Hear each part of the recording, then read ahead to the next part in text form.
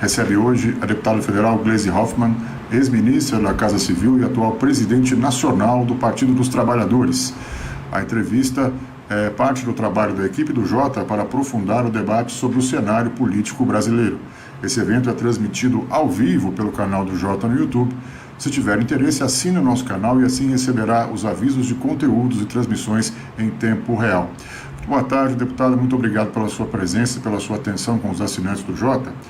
Eu gostaria de iniciar perguntando qual é a sua leitura a respeito do recado transmitido pelos eleitores nas urnas municipais, e em especial para o PT, como essas mensagens servirão para alimentar o debate interno nos rumos do partido para 2022. Boa tarde, Fábio. Boa tarde a todos os assinantes do Jota que nos acompanham, né? Olha, o cenário em que nós disputamos essas eleições foi um cenário muito peculiar, diferente dos outros, em razão da pandemia do Covid-19, né? Isso teve uma interferência grande na atuação, não só do PT, mas eu acredito que dos partidos de esquerda, de uma forma geral, que sempre tiveram como linha mestra na atuação das campanhas eleitorais a presença em rua. Nós não conseguimos fazer uma pré-campanha mais forte com a presença da nossa militância, dos nossos candidatos, e isso com certeza teve consequências. E uma campanha muito curta, inclusive com a mudança do calendário da campanha. Então, dentro desse contexto, e também dos outros, né, da própria situação do partido, da história recente, das derrotas políticas que nós estamos sofrendo desde 2013, com o impeachment da Dilma, a prisão do Lula, a perseguição e a desconstrução da imagem do PT, isso com certeza também teve impacto. Agora, do ponto de vista das esquerdas em geral, antes de falar do PT, eu acho que o resultado, se não foi vitorioso onde a esquerda disputou, pelo menos mostrou que a esquerda se posicionou nos grandes centros do país. Nós tivemos uma bela campanha em Porto Alegre com a Manuela, em São Paulo com Boulos, falo principalmente do segundo turno, a vitória em Belém, a disputa em várias cidades de segundo turno pelo país, e a esquerda manteve-se aí num patamar de votação de cerca de 40% dos votos. Não ganhou a eleição em muitas cidades, em outras ganhou e manteve-se num patamar. Isso dá uma perspectiva de que tem uma base, sim, para a gente construir um caminho, um projeto da unidade, de uma proposta para o país. E que a esquerda pode ser, sim, uma opção de projeto para o país e para o Brasil. Claro que nós temos que fazer uma discussão acurada sobre por que um projeto popular e democrático perde a hegemonia na sociedade, porque não conseguimos fazer 50% mais um. Esse é o nosso grande desafio em relação a essas disputas, principalmente do segundo turno que nós tivemos agora nas eleições.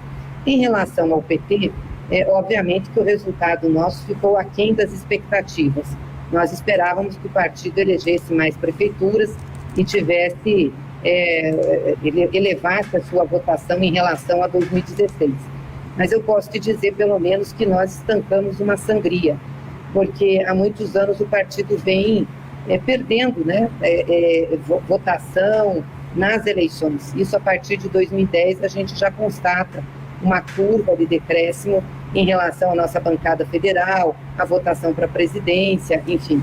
Então, são questões que nos colocam de alerta sobre como nós estamos falando com a sociedade e também nos coloca o desafio de compreender a sociedade e as mudanças que aconteceram nela. Nós não temos mais a sociedade organizada, principalmente no mundo do trabalho, como tínhamos quando o PT foi fundado. É outra realidade, né? Temos que entender como a juventude está se comportando, os seus anseios. Temos que compreender esse fenômeno do voto dos evangélicos, que tem sido determinante aí nas últimas eleições e conduzido para vitórias de determinados partidos e candidaturas de uma forma que gera mentiras, distorcidas. Então, nós temos que entender isso tudo. Isso nos coloca um grande desafio. Eu acho que o principal recado é esse. Primeiro, que há espaço, tem potencialidade para a esquerda se organizar, construir um caminho de unidade, apresentar um projeto para o Brasil, mas que também nós temos que ver, dentro da esquerda e particularmente dentro do PT, como essa sociedade está nos vendo agora. E acho que uma coisa importante, Jota, que talvez a gente tenha subestimado nesse processo, as agressões ainda que continuam ao PT e a própria imagem do partido na sociedade. Embora a gente tenha conseguido fazer um enfrentamento a essa perseguição da Lava Jato, a desconstrução que fizeram com o partido, a própria perseguição ao presidente Lula, até pelos fatos que estão se revelando agora, que já trouxe lá atrás o Intercept, agora esses posicionamentos do Sérgio Moro, o que ele está fazendo, mas mesmo assim nós não conseguimos, de forma efetiva, fazer com que a imagem do partido se recuperasse. Ainda tem muito preconceito, ainda tem muita desinformação e ainda tem muita resistência ao PT por tudo que aconteceu e a forma também como a gente tem sido exposto na mídia, na grande mídia brasileira nos últimos tempos. Então, esse é um grande desafio. Deputada, o fato do PT não ter vencido em nenhuma capital significa o que para a senhora? O partido está com mais dificuldades nos maiores centros urbanos, onde naturalmente foi muito presente no debate público. A senhora mencionou aí a mudança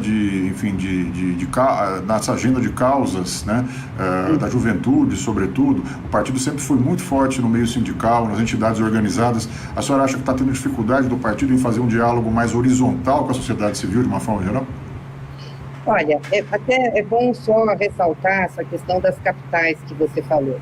Eu até disse agora, quando iniciei, que uma das questões importantes a se analisar em relação ao PT nessas eleições de 2020 foi um reposicionamento nos grandes centros. Porque em 2016, nós fomos para o segundo turno em 7 cidades, entre elas Rio Branco do Acre, e ganhamos apenas Rio Branco do Acre. A única capital, a única cidade maior que nós governamos, que ganhamos e passamos a governar a partir de 2016. Fizemos, no segundo turno dessas cidades, cerca de 800 e poucos mil votos.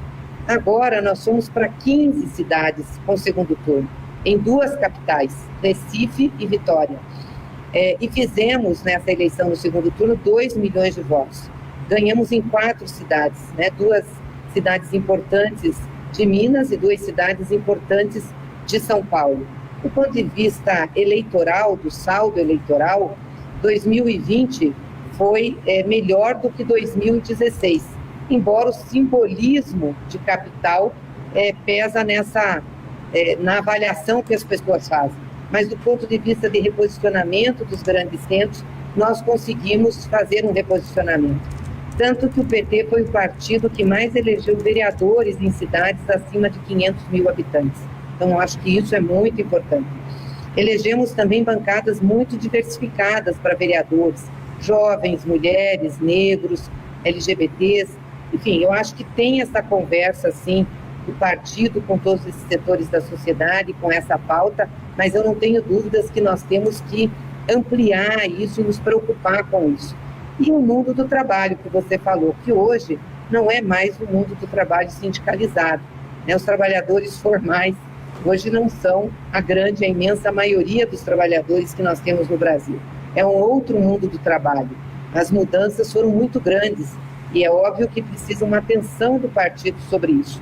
Não tem mais a forma de organização dos trabalhadores como nós tínhamos com o movimento sindical e, de novo, repito, que tínhamos quando o PT foi fundado. Então, muitas coisas mudaram e eu acho que o partido não acompanhou com a velocidade como precisava essas mudanças. Então, isso nos traz realmente o desafio de fazer uma grande reflexão e um grande debate com o partido para nós nos reposicionarmos.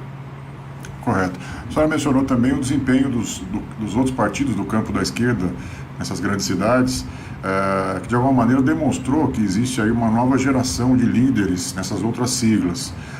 No PT, a exceção do caso da Marília, que foi mais evidente, enfim, que ela teve muito próximo ali de ter um grande resultado no Recife, em outras capitais o que se questionou foi a dificuldade em se firmar novos nomes do partido.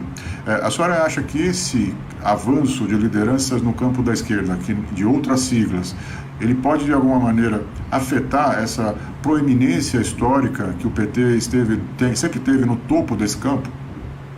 Primeiro eu quero saudar, né, as lideranças novas aí, jovens, que despontaram, que já estavam, de certa forma, no cenário nacional, mas eu acho que se reafirmaram como lideranças importantes, que é o caso da Manuela, em Porto Alegre, do Boulos, né, que concorreu em São Paulo, da própria Marília, em Recife.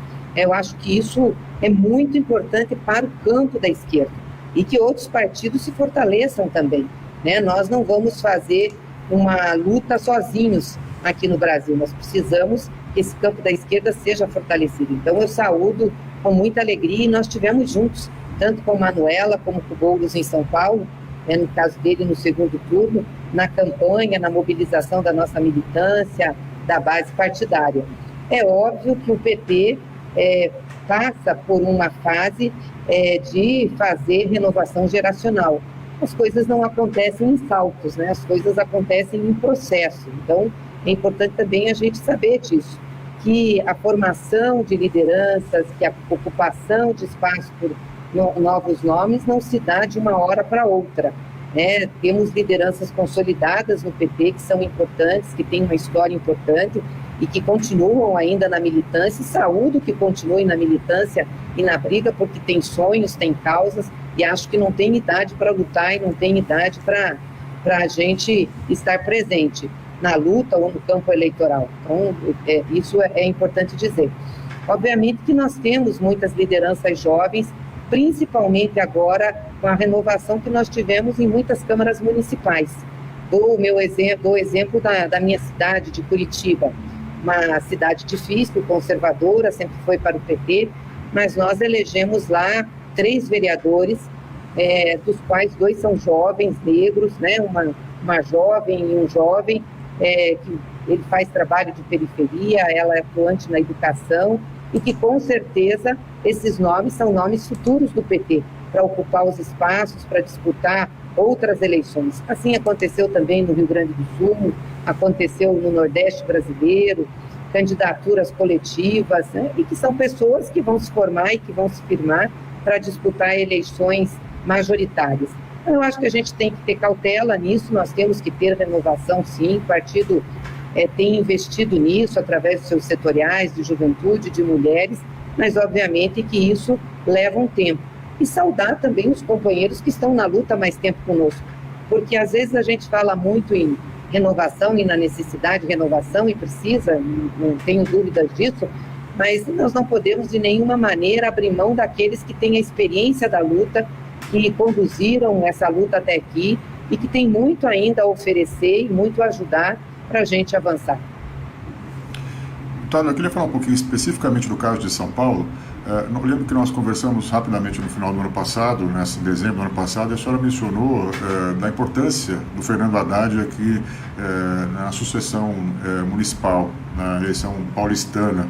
A senhora até mencionou que, enfim, dentro dos quadros que o partido tinha, ele era um excelente quadro para essa pré-candidatura, que depois não se confirmou. Como a senhora avalia o desempenho do candidato do PT, do Gilmar Tato, aqui em São Paulo? Eu queria saber se houve mesmo um pedido da direção do partido para que ele, Gilmar Tato, desistisse da candidatura ali em favor do Guilherme Boulos na última semana antes do primeiro turno. Olha, a questão de São Paulo, como você disse, claro que o nosso candidato natural e com potencialidade seria o Haddad, até porque já tinha sido prefeito de São Paulo e também foi nosso candidato a presidente, então tem já uma liderança estabelecida, e ele é uma das lideranças jovens do partido que continua aí na luta, e com certeza pode ser uma alternativa do PT para eleições futuras. Então, não tenho dúvidas disso, né? Será. Agora, em São Paulo, depois que o Haddad não foi o candidato, por uma série de motivos que ele mesmo já explicitou em várias entrevistas, o PT fez um processo de escolha interna, né? Nós temos as prévias e o partido tem essa tradição. e o Tato foi escolhido candidato a prefeito. É claro que era um candidato ainda, embora tenha feito a campanha de Senado, era um candidato desconhecido, então precisava ter conhecimento para poder se projetar. Como eu te disse, nós tivemos o problema da pandemia, foi muita dificuldade para fazer a pré-campanha, isso também atrapalhou muito, né, o desempenho da candidatura. O Tato fez uma belíssima campanha em São Paulo, defendeu o nosso legado, falou com a população, esteve presente na periferia, permitiu que o PT praticamente mantivesse a sua bancada de vereadores na Câmara Municipal. Nós temos uma das maiores bancadas na Câmara, então cumpriu uma tarefa partidária de grande relevância. A questão do Boulos, quando o Boulos colocou a sua candidatura, o processo no PT já estava avançado demais para que a gente pudesse fazer uma movimentação em razão disso, né? Nós não pedimos para o Tato retirar a candidatura em momento nenhum. Claro que conversamos muito sobre a conjuntura, tínhamos a preocupação em relação ao segundo turno de São Paulo. Era importante para nós, né? Claro, queríamos o Tato, mas era importante para nós que fosse uma candidatura do campo da esquerda para fazer essa disputa. Então, isso nos preocupava e sempre analisamos isso de maneira muito, com muita responsabilidade. Mas não pedimos, avaliamos que a candidatura do Tato pode colaborar com a candidatura do Boulos. Já tínhamos o compromisso em o Boulos indo para o segundo turno ou vice-versa, nós estaríamos juntos, e em nenhum momento o Tato ou o PT titubearam aí em São Paulo. No dia seguinte da eleição de primeiro turno, nós já estávamos na campanha do Guilherme Boulos e participamos de maneira muito efetiva. E eu acho que o Guilherme teve um belíssimo desempenho, né? Fez uma votação expressiva, mostrando que o campo da esquerda, o campo progressista, tem espaço para fazer uma disputa na capital paulistana. Então, acho que isso é muito importante. Correto. A senhora mencionou a campanha do Guilherme Boulos e durante a campanha dele no segundo turno, na minha avaliação, houve um dos principais fatos políticos dessa eleição municipal, que foi o momento em que nós tivemos no horário eleitoral gratuito de TV do Guilherme Boulos, numa mesma tela, pedindo votos para ele, o ex-presidente Lula, a ex-ministra Marina Silva, o ex-ministro e ex-governador Ciro Gomes e o governador do Maranhão, Flávio Dino. Eu pergunto à senhora se a senhora entende que existe espaço para que essa frente se repita nas próximas disputas eleitorais, sobretudo a presidencial de 22. Então, eu acho que uma das coisas positivas desse segundo turno das eleições de 2020 foi exatamente a unidade da esquerda, não só em São Paulo, mas em várias outras capitais. Aconteceu também em Porto Alegre, com a Manuela, né? Aconteceu com o Edmilson lá em Belém, aconteceu nessas cidades que nós disputamos em segundo turno. Houve uma união desses partidos do campo progressista. Eu saúdo isso, acho isso muito importante e não tenho dúvidas que abre espaço para a gente construir um caminho de unidade. Claro que não é uma coisa dada, é uma construção que tem que ser feita, e acho que a melhor forma de se construir esse caminho da unidade é em cima de um projeto para o Brasil, de uma proposta, né, que esses partidos tenham para o Brasil, recuperar um projeto democrático e popular de governo no país. E isso vai demandar o esforço de cada partido, de cada liderança, nessa conversação e nessa construção. Qual seria o primeiro passo, deputada, para ir nesse sentido? Seria construir um programa em conjunto? Esses partidos estariam dispostos, na sua avaliação, em sentar e construir um programa antes de definir personagens nessa possível chapa? Eu acho que é esse o caminho, né? Começar exatamente por aquilo que nos dá base para fazer a luta política no Brasil e a disputa eleitoral. O que nos une, o que nós pensamos sobre o país. E acho que tem muitas coisas em comum, muitas coisas, né? Senão nós não estaríamos também unidos aí nesse segundo turno de 2020. A gente já atua com esses partidos no Congresso Nacional, temos nos posicionado em várias pautas e vários temas de forma unificada, e penso que isso pode se transformar, sim, num processo, num projeto para o país, não tenho dúvidas disso. É claro que as lideranças todas são legítimas e todas têm legitimidade para colocar seu nome, assim como os partidos também têm. Nós não temos que começar uma discussão por isso. Se lá na frente os partidos entenderem que cada um tem que sair com um nome que não foi possível, também é legítimo do processo. Mas eu acho que para termos, né, uma disputa em 2020, em 2022, que possamos estar unidos, o primeiro passo é através de um projeto. Correto. A questão de um mês atrás, mais ou menos, o publicitário João Santana, numa entrevista ao programa Roda Viva, ele mencionou que consideraria uma chapa formada pelo ex-governador Ciro Gomes, tendo o ex-presidente Lula como vice, imbatível numa eleição nacional aqui no Brasil. A senhora concorda com ele? Acha possível esse cenário? O João é um publicitário, né? Ele joga as ideias para a publicidade, não necessariamente para a realidade da política. Olha, o que eu acho, por isso que eu falei que é em cima de um projeto, porque nós temos que ter clareza, né, do campo de luta que nós temos, com quem a gente está fazendo alianças e o que nós oferecemos para o Brasil. O Ciro Gomes tem, enfim, falado muito das coisas, não, dessa forma, claro que não contribui para fazer a unidade, mas também acho que tudo tem seu tempo, né, as coisas podem ser construídas, mas tem que definir o campo que ele está, o que ele defende para o Brasil, né? Porque, por exemplo, em Salvador, o PDT fez aliança com democratas, foi vice da chapa do candidato do Democratas. Em Natal, apoiou a candidatura do PSDB, em Teresina, do PP. Bom, esses partidos defendem um projeto para o Brasil do ponto de vista econômico, com o qual nós não concordamos. Que, aliás, o próprio Ciro tece críticas ao projeto neoliberal de desconstrução e enfraquecimento do Estado. Então, é óbvio que são coisas que não conseguem estar unidas no mesmo campo. Por isso que eu falo de um projeto, que é o projeto que vai demarcar o campo que nós estamos e as alianças que nós vamos fazer para enfrentar o que está acontecendo no Brasil hoje.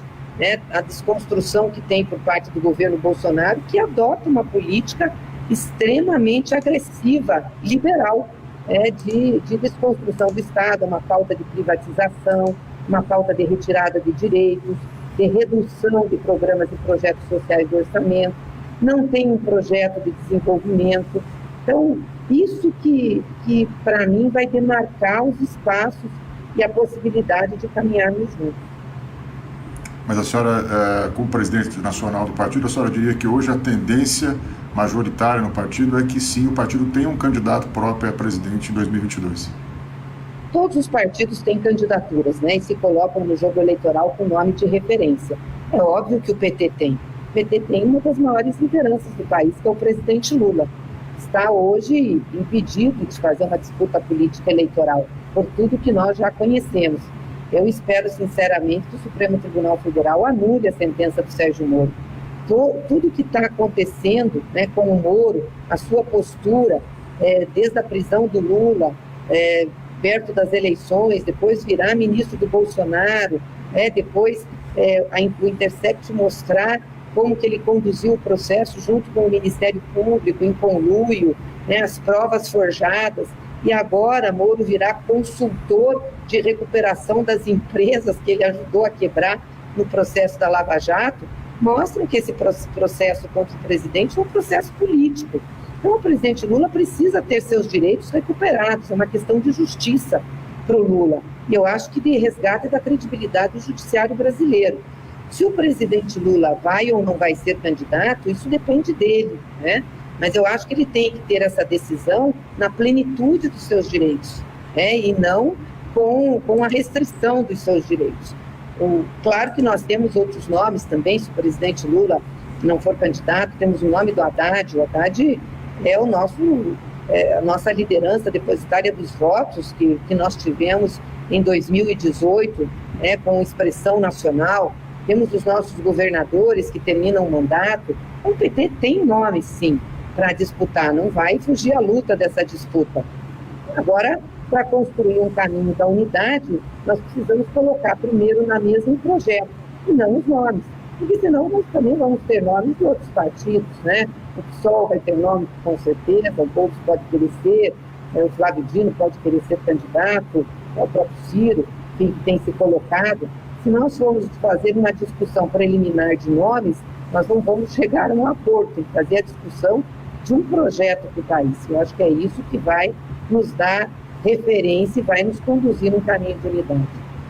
A senhora entende que, apesar do centro ter sido, entre aspas, o principal vitorioso numericamente nas eleições municipais, pelo menos é o que indicam aí os dados das prefeituras e câmaras municipais, os partidos do centro tiveram um bom desempenho, a tendência para a eleição de 22 é que se repita uma polarização da esquerda com o presidente Bolsonaro, ou a senhora acha que tem espaço para mais campos políticos se destacarem nessa disputa presidencial? Se eu fosse analisar pelas eleições de 2016, eu cravaria que tem espaço para mais campos políticos. Foi o que nos mostrou o tabuleiro de 2020, né? As eleições municipais, elas são muito importantes porque elas dão uma diretriz, mais ou menos, do comportamento da sociedade em termos políticos. Mas elas não são determinantes para as eleições presidenciais. Porque em 2016, o PT perdeu muito, né? Sofreu uma grande desidratação eleitoral. Nessa agora nós não ganhamos, nós não perdemos, praticamente mantivemos aí a votação que obtivemos em 2016. Mas em 2018 o PT foi para a disputa presidencial e foi ao segundo turno, né? Então, se nós fôssemos olhar o quadro de 2016, eu diria que 2018 teria campo para diversificação aí das linhas políticas, das posições políticas. Não foi o que aconteceu em 2018.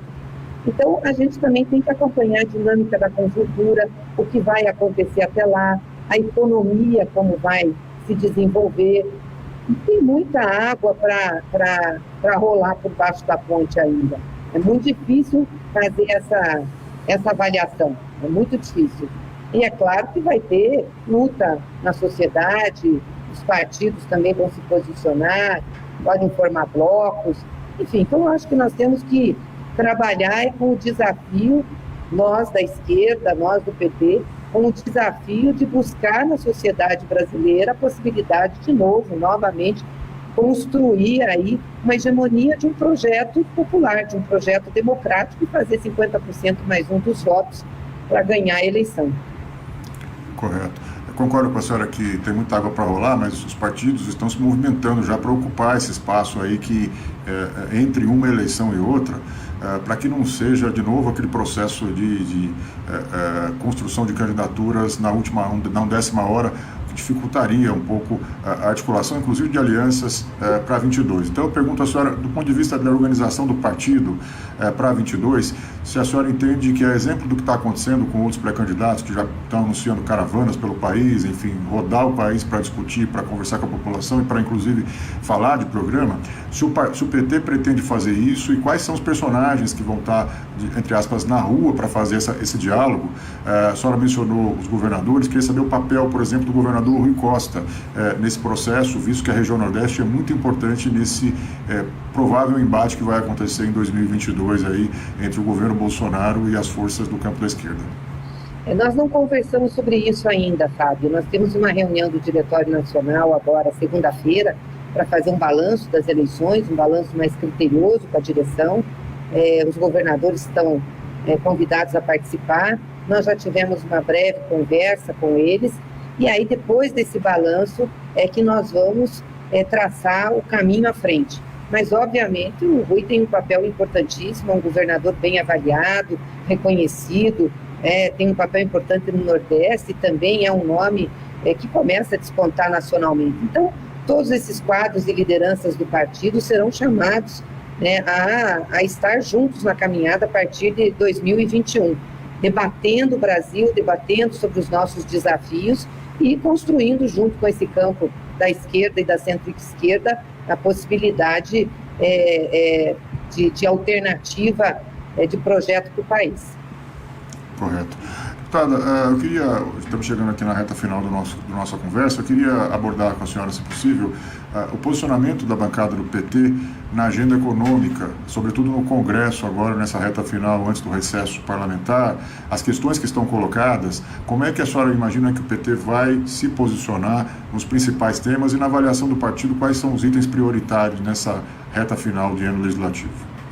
Bom, eu não sei ainda, Fábio, tudo que vai ser pautado, né? Porque a pauta não tem sido definida com antecedência, então é difícil saber o que será pautado. Mas, obviamente, que na agenda econômica nós queremos barrar os retrocessos que estão vindo.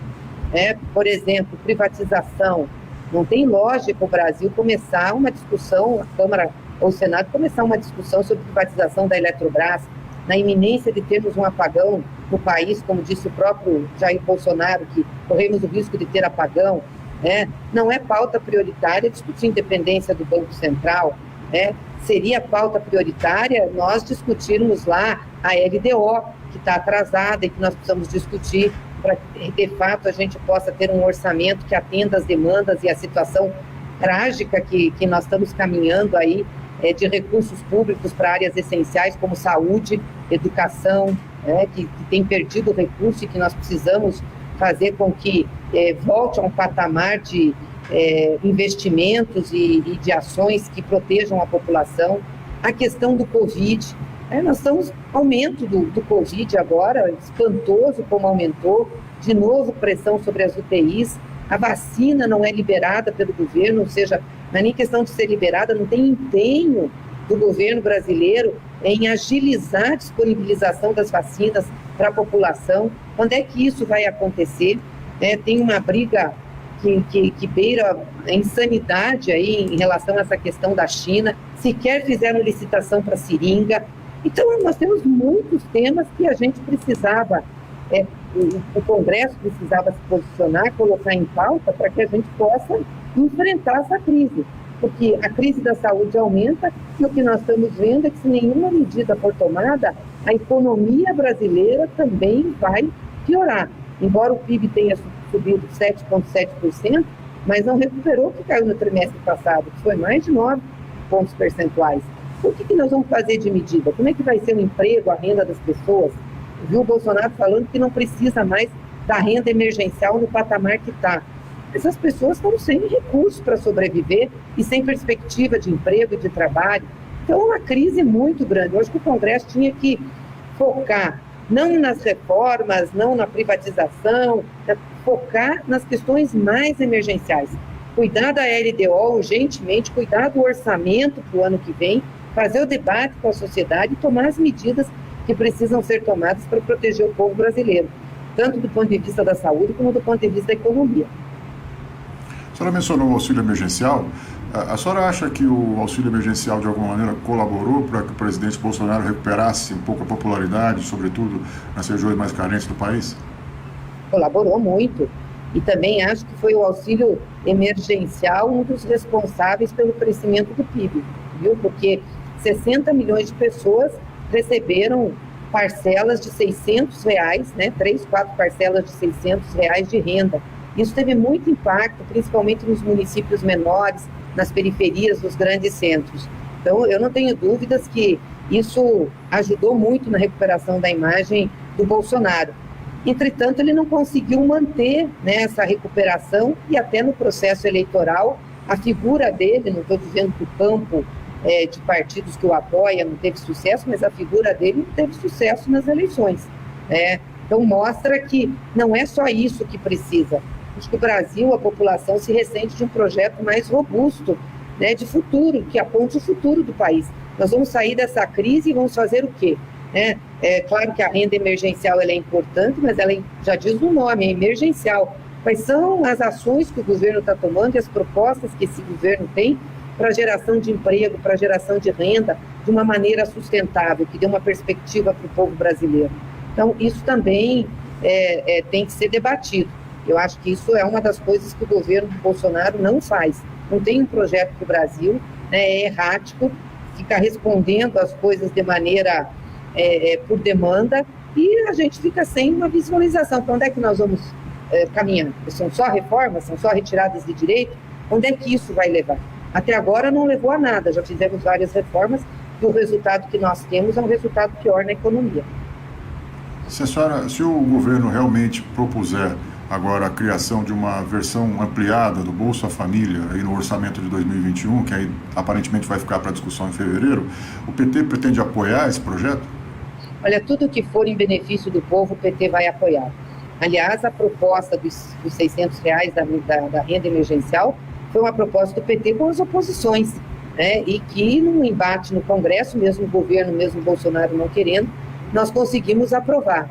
Então, se vier uma proposta, e nós queremos, inclusive, derrubar a medida provisória, né, que reduziu a renda emergencial para R$300 e colocou o limite agora até dezembro, queremos rejeitar, gostaríamos de rejeitar, isso não foi pautado, para que a gente possa abrir o debate para a continuidade dessa renda.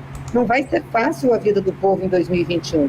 Se acabar a renda emergencial, se nós não tivermos essa válvula de escape para a sobrevivência e para a renda das pessoas, a situação vai piorar muito, porque não tem perspectiva de emprego e de trabalho para que todas essas pessoas possam sobreviver, né? Tenham oportunidade e possam sobreviver. Correto. Deputada, a bancada do PT tem se posicionado contra a reeleição do presidente da Câmara, Rodrigo Maia, aliás, a reeleição como um todo, né, o estatuto da reeleição ali nesse contexto. O partido vai ter candidato próprio à presidência ou existe possibilidade de um acordo, seja com o grupo do deputado Rodrigo Maia ou com o centrão do deputado Arthur Lira? Se existe a possibilidade, quais seriam as bases desse entendimento? Então, nós nos colocamos contra a reeleição e somos contra a reeleição, principalmente pela forma como está sendo conduzida, né? Ou seja, não é um debate no Congresso Nacional com uma PEC, uma proposta de emenda constitucional para mudar a Constituição. É uma ação judicial em que um outro poder vai decidir, e isso é uma interferência no meu entendimento ao Congresso Nacional, um desrespeito à Constituição, e que nós não podemos permitir que aconteça. Nós precisamos ter estabilidade institucional e respeito ao papel de todas as instituições, do Congresso Nacional e do Supremo Tribunal Federal. Nós podemos discutir o Instituto da Reeleição, mas tem que ser dentro e no âmbito do Congresso Nacional. Dessa forma é casuísmo, e casuísmo nunca dá bom resultado. Então nós somos contra, nos manifestamos contra de forma determinante a isso. Nós estamos discutindo como nós vamos nos comportar em relação à questão da mesa. Obviamente que ter candidatura é sempre mais fácil, né? Mas necessariamente é o que traz mais resultado para a pauta política e para a luta política dentro do Congresso Nacional. Porque dificilmente uma candidatura de esquerda ou do campo da esquerda ganhará as eleições. É uma candidatura para marcar posição, para falar politicamente, mas não ganha. E isso tem implicações, como, por exemplo, você não ter força para negociar uma pauta ou uma agenda mínima do Congresso. E também nos retira dos espaços de participação relevante da Casa, das presidências de comissão, relatorias, onde a gente pode intervir de maneira mais efetiva para barrar retrocessos ou para conquistar avanços. Então, nós estamos discutindo, sim, na bancada, a possibilidade de composição de bloco. E como seria isso? Seria com uma agenda mínima, Fábio. Por exemplo, quais são os temas que são relevantes para nós? Que nós não queremos que esses temas sejam processados aí na próxima legislatura. Claro, não temos condição de barrar todas as privatizações, porque a pauta do governo que está aí, e também da maioria do Congresso, acaba sendo mais simpática. A pauta do governo é essa, e a maioria do Congresso acaba sendo mais simpática esse discurso de privatização. Mas tem algumas coisas que são essenciais, que nós não podemos deixar entrar nisso. É que vai privatizar a Eletrobras, como eu disse aqui, uma situação como essa, a Petrobras, que são empresas estratégicas, Correios. Então, qual é a agenda que nós podemos ter e o compromisso de quem vai se eleger presidente da Casa com essa pauta, né? A questão da autonomia do Banco Central, como eu já falei, a questão da reforma tributária. Tem que ter imposto sobre os mais ricos, não é possível. Nós vamos fazer imposto sobre lucros e dividendos? Brasil e Estônia só não tem. Nós vamos fazer imposto sobre grandes fortunas? Nós vamos tributar jatinhos, tributar iates? Essas coisas que são importantes, inclusive, para o Brasil, do ponto de vista de justiça tributária, de distribuição de renda, né? A pauta do Estado Democrático de Direito, do devido processo legal, dos direitos civis, para não ter retrocesso.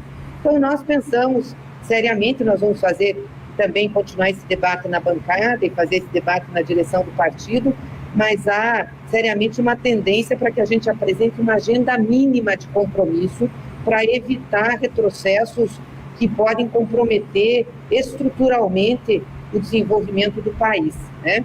E, obviamente, a participação do partido nos espaços decisórios da casa, o respeito à oposição, o respeito à minoria, e a participação nas comissões pelo tamanho que nós temos, e a gente avalia que com isso tem espaço para nós colocarmos à disposição da sociedade para suas lutas.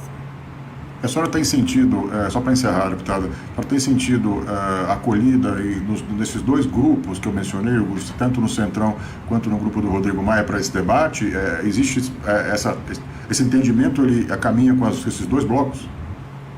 Eu estou achando que são esses os dois blocos principais que vão se formar na casa. Como eu te disse, ainda não temos do conjunto dos partidos de oposição um posicionamento sobre isso, ou sobre possíveis candidaturas, né? Mas a eleição da mesa deve ficar entre esses dois grandes blocos. Um deles vai dirigir a casa. E nós queremos saber qual desses blocos ou qual desses candidatos a presidente tem compromisso e se compromete mais com uma pauta e uma agenda que nós vamos apresentar. Para nós discutir com esses blocos não há problema algum, né? Ambos fazem parte da sustentação do governo, ambos são ligados ao governo Bolsonaro, uns com mais críticas, outros com menos, mas enfim, são blocos da situação, não são blocos de oposição ao governo. Então nós queremos saber quem aqui tem um compromisso maior conosco em relação a essa agenda, uma agenda de não retrocesso e de avanços em alguns temas que nós achamos importantes para o Brasil. Isso para nós é fundamental. Correto. Deputada, queria agradecê-la pela sua participação, pela sua atenção com os assinantes do Jota, deixar aí um espaço para suas considerações finais. Eu que agradeço, Fábio, a você, também aos assinantes do Jota. Eu acho que é importante agora, nesse momento, além de todos os balanços, a gente ter noção do desafio que nós temos no Brasil, principalmente esse campo da esquerda, da centro-esquerda, eu diria até parte do centro que pode ser deslocado para ter uma proposta e uma agenda para tirar o país da crise, para dar uma outra perspectiva de desenvolvimento para o Brasil, porque, de fato, com o governo Bolsonaro está muito ruim a perspectiva do nosso país e a perspectiva do povo brasileiro. E, obviamente, a gente sabe o tamanho da responsabilidade que nós temos enquanto partido e também no campo da esquerda. Então é isso. Obrigada, Jota. Um grande abraço para vocês. Muito obrigado. A Casa Jota Online recebeu hoje a deputada federal Gleisi Hoffmann, ex-ministra da Casa Civil e atual presidente nacional do Partido dos Trabalhadores. A todos, uma boa tarde.